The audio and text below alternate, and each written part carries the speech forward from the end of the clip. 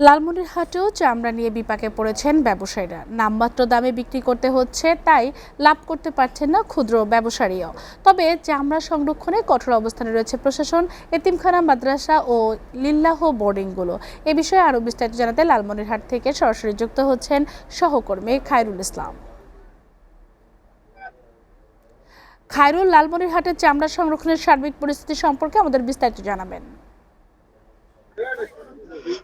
তন্নি, আপনি যেমনটি বলছিলেন যে এবারে চামড়া যারা কিনেছে, অর্থাৎ ক্ষুদ্র ক্ষুদ্র চামড়া ব্যবসায়ীরা রয়েছে, তারা কিন্তু বিপাকে রয়েছে। বিশেষ করে চামড়া তারা সংগ্রহ করতে পারছে না এবং চামড়ার পরিপূর্ণ যে দাম পাওয়ার কথা সেই দামও তারা পাচ্ছে না। এবং আমি এই মুহূর্তে রয়েছি লালমনিরহাটের সব থেকে বড় চামড়ার হাটে। এখানে যদি একটু দেখাই, এটি হচ্ছে সেই চামড়ার হাট এবং এখানে খুচরা যে ক্ষুদ্র ক্ষুদ্র ব্যবসায়ীরা রয়েছে, সেই ক্ষুদ্র ক্ষুদ্র ব্যবসায়ীরা চামড়া সংগ্রহ করার পর কিন্তু এখানে এসে চামড়া তারা এখানে এসে চামড়া তারা বিক্রি করে। তবে আমরা তাদের সঙ্গে কথা বলেছি এবং তাদের যেটা অভিযোগ যে চামড়া কিন্তু এবারে তারা পর্যাপ্ত পরিমাণে দাম পায়নি। কারণ হচ্ছে তারা চামড়া সংগ্রহ করতে পারছে না এবং চামড়া বিশেষ করে যারা বিক্রি করেছে মাদ্রাসা এবং লিল্লাহ বোর্ডিং গুলোতে চামড়া যারা দিয়েছে, তাদেরও কিন্তু আমরা প্রবলেম, এই সেম সমস্যাটা আমরা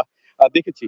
তো সর্বোপরি লালমনিরহাটের এবারের যে চামড়ার ক্ষুদ্র ক্ষুদ্র ব্যবসায়ীরা রয়েছে, তারা কিন্তু এই চামড়া নিয়ে একটা বিপদগ্রস্ত অবস্থায় রয়েছে এবং তাদের দাবি হচ্ছে চামড়া যদি আরো বিশেষ করে ক্ষুদ্র ক্ষুদ্র ব্যবসায়ী যারা রয়েছে, তাদেরকে যদি সরকার চামড়ার সংরক্ষণের জন্য লবণ দিয়ে সহযোগিতা করে, তবে কিন্তু তারা চামড়া সংরক্ষণ করতে পারবে এবং চামড়ায় যে দাম পাওয়ার কথা, বিশেষ করে বাংলাদেশে যদি এই চামড়াগুলো প্রসেসিং করে এবং চামড়া সংরক্ষণের জন্য পর্যাপ্ত পরিমাণে ব্যবস্থা থাকে, তবেই কিন্তু চামড়া ব্যবসায়ীরা লাভবান হতে পারবে বলে তারা মনে করছে।